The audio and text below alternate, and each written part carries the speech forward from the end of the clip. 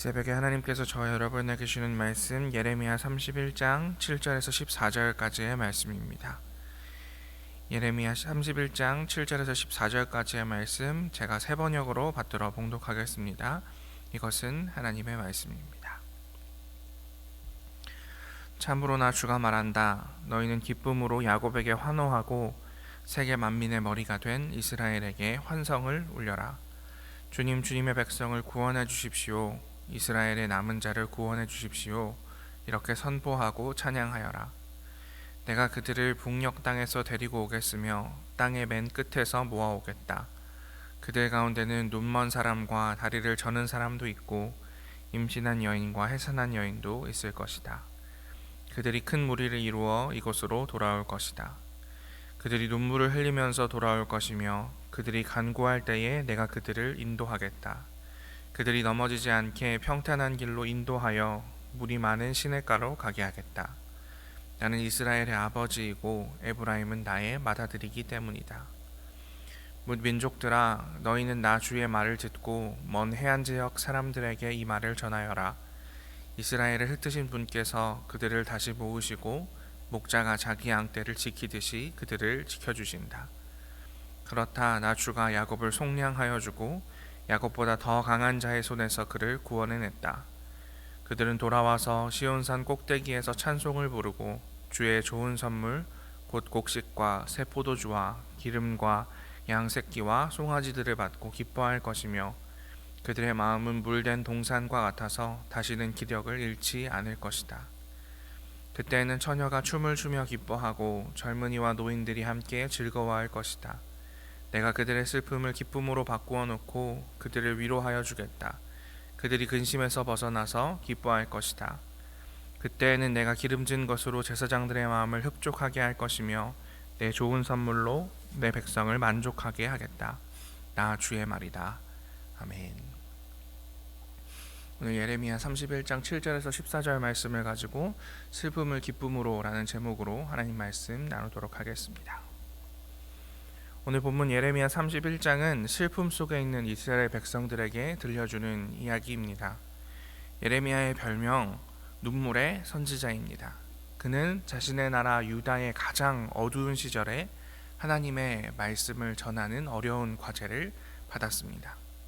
유다는 힘을 점점 잃어가고 있었습니다. 그와 반대로 바벨로니아 제국은 점점 강력해지고 있었습니다. 결국 그는 유다가 멸망하는 것을 봅니다. 예레미야 39장 1절과 2절 함께 읽어보겠습니다.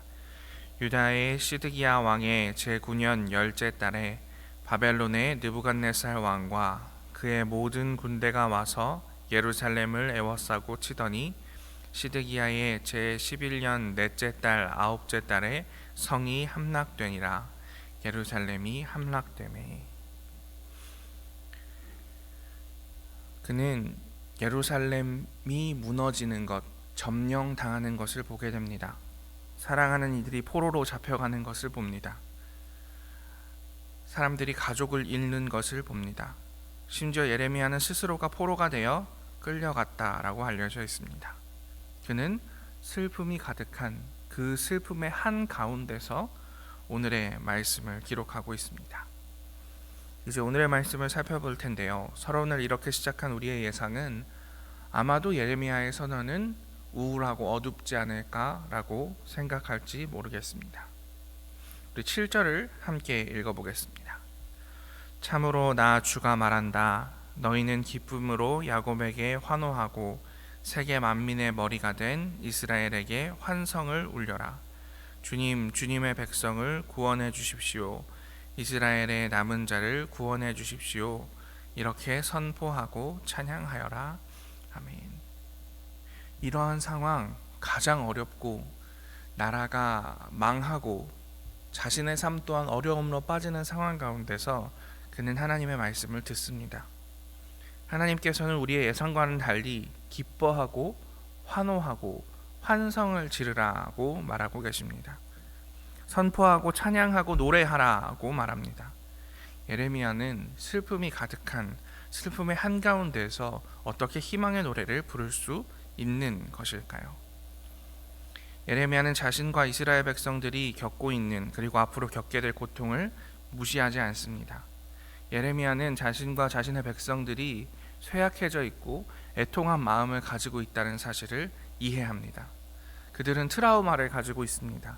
계속해서 전쟁을 겪었습니다. 언제 무너질지 모르는 예루살렘 성벽을 보며 모두가 두려워했습니다. 그러다 결국은 그 성벽이 무너지는 것을 보게 됩니다. 그들에게는 무조건 하나님만 잘 믿으면 모든 것이 해결된다는 허황된 약속도 도움이 되지 않습니다. 너희는 죄를 지었기 때문에 이렇게 된 것이라는 선지자적인 이야기도 옳은 것이지만은 그들에게는 아마 잘 들리지 않을 것입니다. 그래서 예레미야는 백성들에게 시로 문학적인 표현으로 하나님의 말씀을 전달합니다. 특히 이 문학적인 표현들은 9절에서 12절 말씀에 잘 표현되어 있습니다. 하나님께서는 회복의 날을 주실 것인데 흩어졌던 백성들을 시냇가로 인도하겠다라고 말하십니다. 시냇가로 인도하겠다. 그들에게 익숙한 시편의 구절을 들려주는 것이지요. 하나님을 아버지로 그 백성을 아들로 표현하고 하나님을 목자로 그 백성을 양떼로 표현하는 것 또한 그들에게는 익숙한 시편의 이미지입니다. 그들의 마음은 물된 동산같이 할 것이다 라는 표현도 그들에게 익숙한 와닿는 표현이었을 것입니다. 많은 사람들이 절망과 불안을 겪고 있는 이 시대에 교회의 언어는, 하나님의 말씀을 전달하는 그리스도인의 언어는 고통당하는 이들이 다른 상황 속에 자신을 상상하도록 설득력 있게 초대하는 방식이어야 합니다. 시와 예술의 언어로 노래와 춤, 미각과 공간을 통해서 그들에게 트라우마 안에 내가 아닌 희망의 시가 그들의 삶에 스며들 수 있도록 해야 합니다. 우리는 사회에 참사가 일어날 때마다 빈약한 상상력이 부르는 교회의 무례한 언어들을 들어왔습니다. 안타까운 사고로 사람들이 죽어갈 때, 제국의 욕심으로 전쟁이 일어나 애꿎은 이들이 죽어갈 때 어떤 목사들은 하나님의 심판이다 고래고래 소리를 지르거나 하나님께서 이 일을 허락하신 것이라 무례한 언어를 내뱉습니다. 하나님이 기회를 주시는 것이라느니 고통 속에서 자신의 감정을 추스르지 못하는 이들을 예수를 의지하지 않아 저런 것이라고 말하는 이들의 빈약한 생각들을 우리는 마주합니다. 예레미야는 우리의 이런 현실 속에서 우리의 언어를 점검하자라고 이야기합니다. 우리는 하나님이 아니어서 이 고통을 없는 것으로 할 수 없습니다. 어떤 한마디 말로 이 일이 왜 일어났는지 그들을 이해시킬 수도 없습니다. 그리고 그럴 필요도 없습니다. 우리가 해야 할 일은 우리에게 있는 위로의 언어를 그들에게 들려주는 일입니다. 지금 우리의 자리가 얼마나 고통스럽고 메마른 자리라고 할지라도 이 시간이 지나간 뒤에는 시냇가에 심은 나무 같은 시간도 물된 동산 같은 마음도 언젠가는 있을 것이라 들려주는 것입니다. 우리도 고통스럽고 무너지는 현실을 살고 있지만 하나님이 아버지가 되시니 목자가 되시니 두려움 속에서도 우리 노래할 수 있고 걸어갈 수 있다라는 것을 노래하는 것입니다. 고통 속에 있는 이들을 가르치거나 그들을 겁박하여 조종하거나 이용하는 것이 아니라 그들의 고통을 진정으로 이해하면서 그들에게 우리의 언어를, 우리의 시를, 우리의 노래를, 우리의 전통을 꺼내어 담담하게 들려주는 것이 우리가 할 수 있는 신비로의 초대일 것입니다. 여기서 한 발짝 더 나아가기 위해서 우리 8절을 함께 읽어보도록 하겠습니다. 내가 그들을 북녘 땅에서 데리고 오겠으며 땅의 맨 끝에서 모아오겠다. 그들 가운데는 눈 먼 사람과 다리를 저는 사람도 있고 임신한 여인과 해산한 여인도 있을 것이다. 그들이 큰 무리를 이루어 이곳으로 돌아올 것이다. 아멘. 우리는 8절 말씀을 통해서 아픈 이들이 서로를 안아줄 때 회복이 일어난다라는 사실을 알 수 있습니다.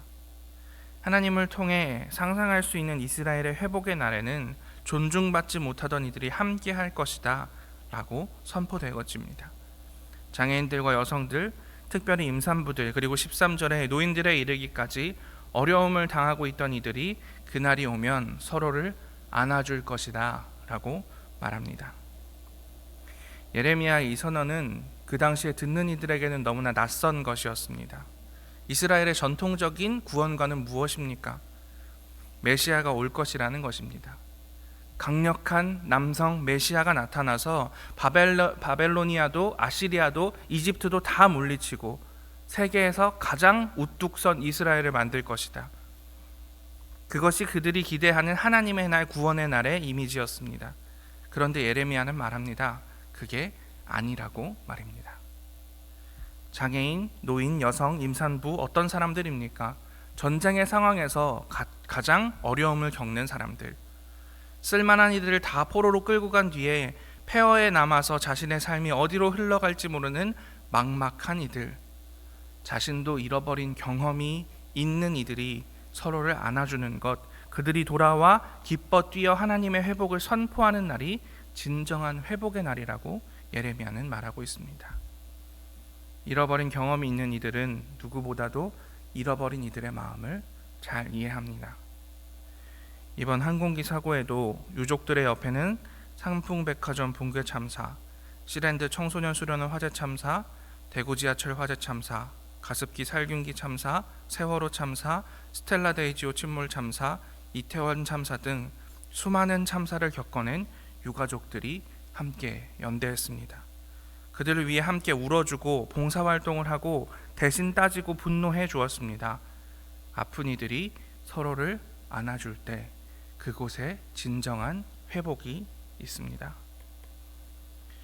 교회는 이해할 수 없는 일이 왜 일어나는가를 설명하는 곳이 아닙니다. 그것을 우리는 알 수 없습니다.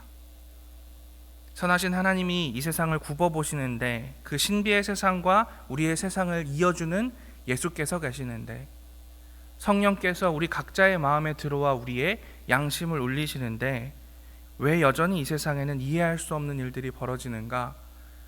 이것은 수천 년의 신앙의 역사에서 알아내지 못한 의문입니다.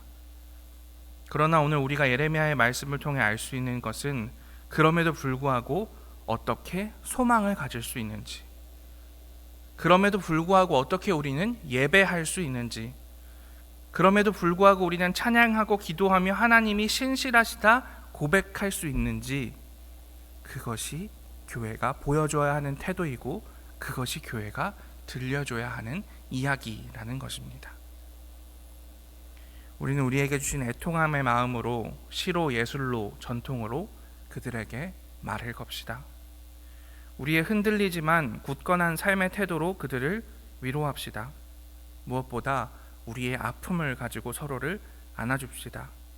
강한 힘이 모든 것을 해결할 것이라는 유혹적인 해결 방법보다는 잃어버린 이들이 서로를 안아줄 때 그곳 가운데 임하시는 십자가의 예수 그리스도, 연약하고 질투하며 함께 울어주시는 하나님을 초대합시다. 그럴 때 거기에는 회복이 있을 것입니다. 춤과 노래가, 기쁨과 환호성이 있을 것입니다. 언젠가 올 그날의 소망을 살아가는 우리 모두가 되기를. 그래서 잃어버린 아픔을 겪고 있어 지금 아무것도 보이지 않는 이들에게 진정한 의미의 위로가 무엇인지, 그 가운데서도 소망을 꿈꿀 수 있는 이유가 무엇인지 들려주고 보여줄 수 있는 우리가 되기를 간절히 기도하겠습니다. 함께 기도합시다.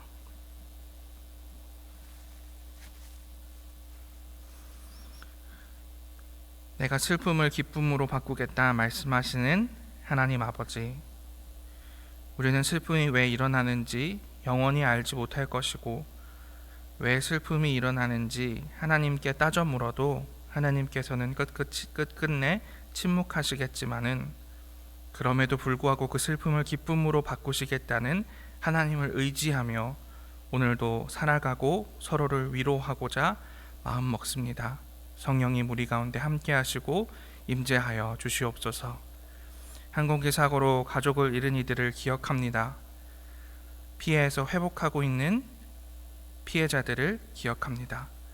하나님 그들 가운데 함께 하시고 역사하여 주시옵소서. 성령께서 그들 가운데 함께하여 주셔서 그들 가운데 진정한 위로가 끝끝내 찾아올 때까지 우리가 그들과 함께 마음 나눌 수 있도록 도와주시고 연대할 수 있도록 인도하여 주시옵소서. 그리하여서 마침내 하나님의 평화의 날에, 하나님 나라가 이루어지는 날에 우리가 서로 마주보며 웃으며 함께 하나님 기뻐 찬양하는 날 올 수 있도록 인도하여 주시옵소서. 이 모든 말씀 예수님 이름으로 기도합니다. 아멘.